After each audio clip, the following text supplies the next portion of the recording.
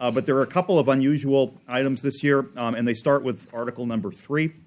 I've been talking with the Utilities Committee and the Town Council for months about a water infrastructure project.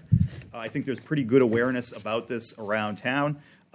That project, in very summary fashion, is this.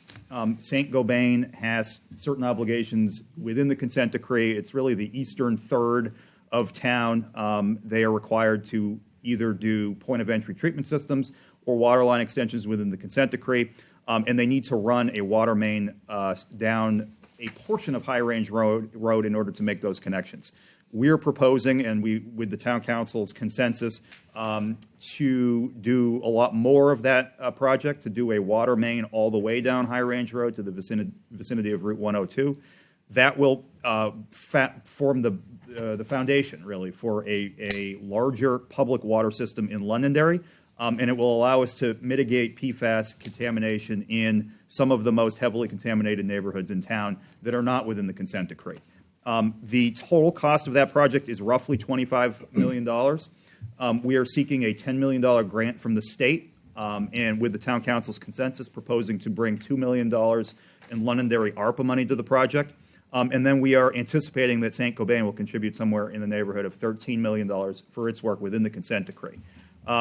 It is looking like we are going to come up roughly $2 million short in that application for $10 million in grant funding, hence Article number 3. And this is a request to fund a loan through the debt service on a loan through the PFAS Remediation Loan Fund that would allow us to close that delta and do this project.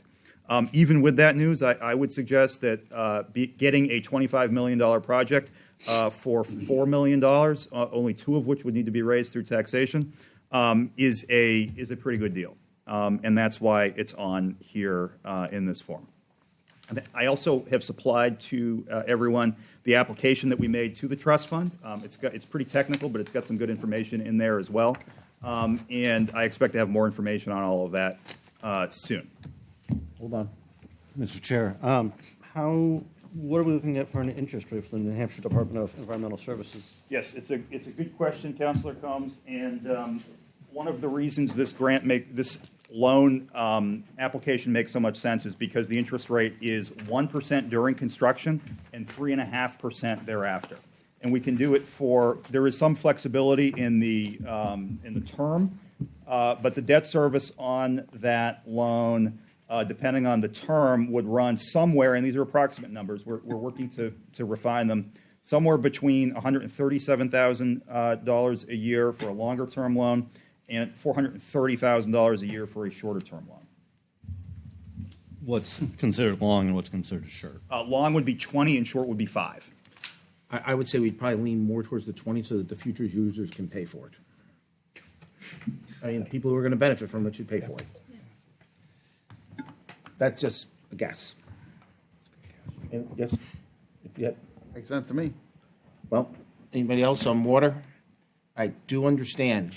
So can I just chime in? I spoke with them today, and so I just want to clarify one of Mike's comments about the 3.5% interest.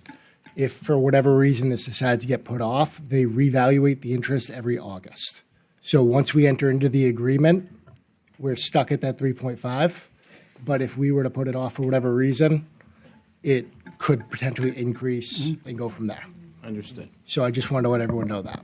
Well, and if Justin Campo is clarifying my comments, then I'm in pretty good company at this point. Ladies and gentlemen, please understand, we've had discussions about water for 4.5 years now.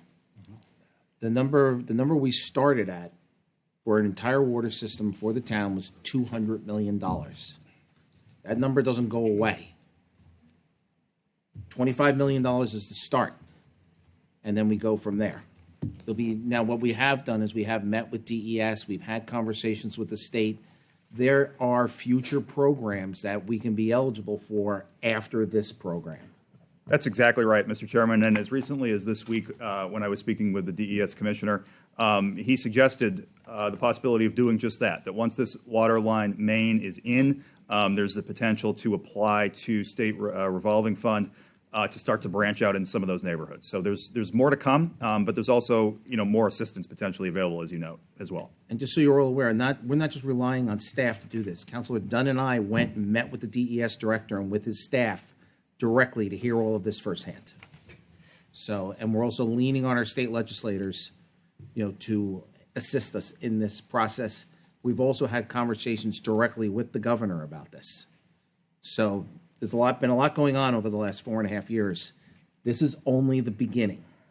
Yes. Mr. Chair, so Justin, correct me if I'm wrong, going off your $61,000 per penny, that 137 would be about 2.2459 cents per thousand? I got 2.1 cent.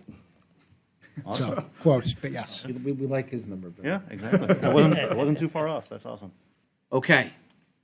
I have a question. Yes, please. This seems to be something that would be incredibly beneficial to the town, but I can see maybe voters kind of looking at that and going, what kind of education are we doing in the community to ensure that this can pass? Because I do think this is a very important project, but I just want to make sure that voters don't get to the booth and kind of balk at it. Right. So excellent question. We had this conversation with the commissioner. Okay. And the commissioner, and his team has vowed to support us in going to the community and having workshops and them coming down into the community. To be brutally candid, they sent us their presentation, and we're redoing it. Because their presentation is very good if you have a master's degree in engineering and if you have a PhD in whatever water science is. So we're redoing it so that we can present it to the community in a way in which they understand. I mean, it's an excellent question. Yes. And I The think, other- oh, I'm sorry. I was going to say, the other part of that is, looking at how this affects everyone on a yearly basis. So a $650,000 home, this would be $13.65. Right. There's a lot more to this, whether or not we wind up having our own water system, whether Londonderry owns it and runs it, whether we work with Manchester Waterworks or with Pennachuck. There's a lot still to talk about. This is just really the beginning. Yep. Okay. But I know people have been talking about it for a long time, but government moves slowly. But we're here now. And Mr. Chair, if Yes. I may, I wonder what our flexibility is on the wording of the article. You make the point that this is the taxpayers paying for $2 million out of a $25 million project, which is a great value for the town and the first step of what the residents said they wanted to do on the warrant article last year. And so I'd love to get some of that wording in there that this $2 million is only 8% of the project, which is being funded by the state and grant money and wherever those things are. Yeah. Because that would make it more palatable when they read it for the first time, if somebody hasn't been watching the meetings and hearing the presentations. I think that point is really well taken. And I think there's probably a way to build at least some of that in.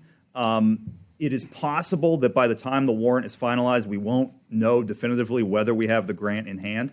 And so there may be a little bit of a delicate balance there. Okay.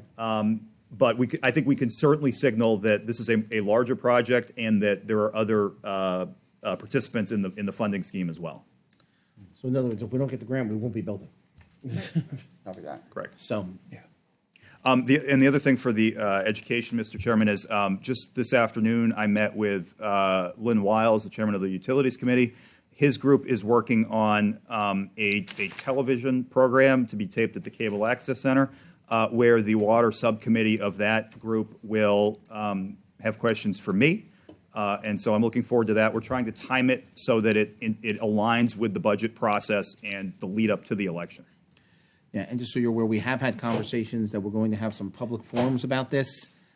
We did think about running them ourselves, but we're actually considering bringing a professional in to run them so that we can make sure that we are doing a good job communicating to the people. Okay. What am I missing? I'm missing something. On the water, No. I just have two more warrant articles